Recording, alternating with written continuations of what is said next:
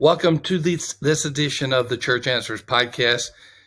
There's a question that a lot of organizations are asking, but I'm going to ask it and try to answer it specifically for churches. What does a full-time work week look like for a church staff member? Now, here's where I'm going with this. I could say for a pastor, but I'm more talking to pastors about people who are serving on their staff. Now, you may not have a full-time staff person. You may have a 20-hour week or 10-hour. You may have somebody that is just giving you a few hours a week, and so you'll have to adjust this information accordingly. But what does a full-time work week look like for a church staff member? Here's what we're trying to get to. We're trying to find out how a pastor can effectively lead and supervise staff in this strange world that we're living in, where we're more virtual than not. So that's where we're going to go. We want to thank Belay Solutions, or Belay, who have been our partner in ministry for years and years and years.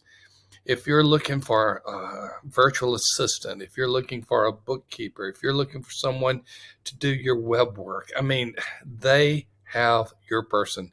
They match their person, their possible team member for you with your company. They make the recommendation to you. They make the hire. They do all the paperwork. They do all the back end work, and they take care of it from that point forward. And you continue to work with that person as long as both of you want to continue moving in that direction. It is a great thing. We've been blessed at Church Answers to have great people on our team from Belay. They have a download that you need to look at. It's called 25 Tasks a Pastor Can Delegate to an Assistant. You've heard me mention it in several of the podcasts, but just another reminder. So in case you have the opportunity to read it again, here it is. All right, let's continue on and let's continue to talk about what does a full-time work week look like for a church staff member. Here's the scenario. You've got someone on your staff, let's say, that's worship and something else. And you're asking the question, is that person really giving us a full-time work week? Or maybe on the other end, are we working that person too much? There can be workaholism as well. So it's a difficult situation right now because of several things that have transpired, and we're going to continue to look at those things that have transpired. And maybe the answer is it depends. But instead of just saying it depends, we're going to give you the features of the dependence. One feature, one of the challenges, office versus no office. Okay, before the pandemic, that was a question anyway. Before the pandemic, let's use the example of a worship leader. That worship leader has to spend time working on the worship service. There will be times to bring, whether it's a choir or a worship team together and practice. What does a full-time person look like in this position, and how can you make certain that that person is accountable for that time? Office versus no office, that is one of the questions you need to answer right away. Do you expect that person to spend time in his or her office? Now, there's not a right or wrong answer to that. Obviously, there's the expectation is not nearly as great as it used to be in the virtual world that we're living in. But should you have an expectation that staff members are in the office, say 5 hours a week, and you let it be known to the church members in case they want to stop by? That is a question. That is not a recommendation. But you need to decide right away, are you going to have office hours expected of that person? That's one of the questions. Another one is this: how are you going to create accountability? How are you going to create accountability? I want to give you an example of a situation where a pastor learned the hard way that one of his staff persons was basically being paid for 40 hours, but only giving 15 to 20 hours. I'm not going to give any more details than that, but because there was no accountability connected to it, it became easy for that person to work half-time or less while getting paid full-time. And so there needs to be some level of accountability. It does not mean that it's hoarding over someone. It does not mean that it's legalistic. It does not mean that it is a situation where the person feels like someone's always looking over their shoulder.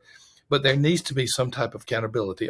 It may be just a stand-up meeting or a 15-minute meeting once a week, and just say, hey, tell me what you've done this last week.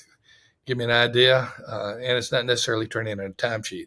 It may be that the pastor says, I'm going to get one of the elders to provide oversight for each staff person. And that can be an alternative too, to just engender some kind of accountability.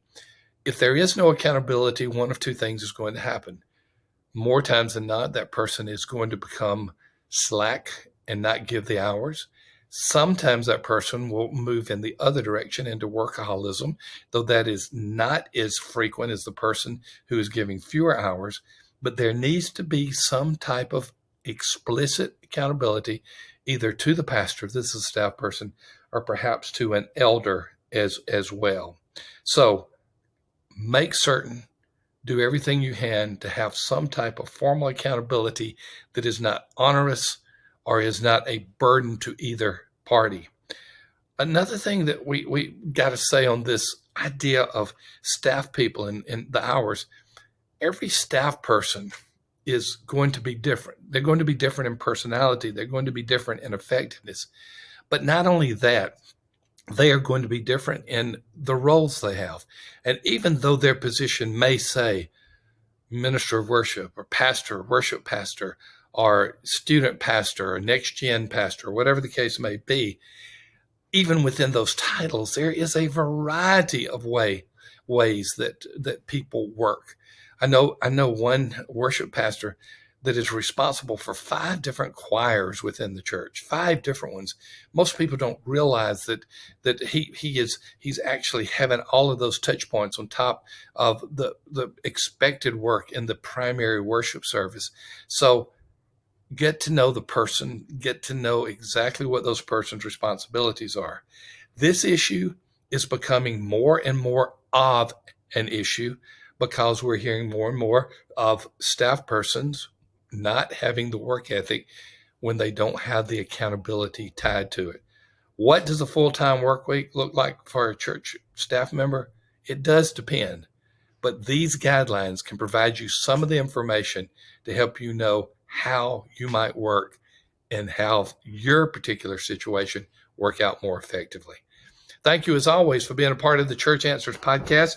My name is Tom Rayner. I'm always thankful for Belay Solutions being our sponsor, for being the people that they are, and for providing this great download, 25 tasks a pastor can delegate to an assistant. You can see that at belaysolutions.com/Tom Rayner, or you can look in your show notes as well. Continue to give us ratings and reviews on your podcast app, wherever you listen to us. And if you're watching us on YouTube, subscribe, give us reviews there. Thank you for being a part of the Church Answers podcast. We'll see you in the next episode. Hey, folks, this is a PS to our podcast. We got some exciting stuff that we want to offer you absolutely for free. Sam, when you think about predictive factors in a church's growth, if you take out demographics, what are some things that come to mind? Just 2. I mean, don't give me a list of 10. Just 2 or 3 things that come to mind on predictive growth of a church. Well, evangelism and whether the church is doing it or not. Bingo. And then I will add, is it an ongoing evangelism emphasis? Double bingo. Well. Maybe something about leadership and their commitment to that. So all of the above. Evangelistic churches have evangelistic pastors. Is the staff, is the lead pastor doing the work themselves? We have a free download for you, and it's actually a sheet that you can self-score. You answer 20 questions, anywhere from strongly disagree to strongly agree. And we come back and we predict what your growth rate is going to be for the next year in worship attendance. It's not a perfect tool, but it's a good tool. There's a link to that for the attendance predictor. Look in the show notes. You'll absolutely love it. That's cool. We'll see you soon.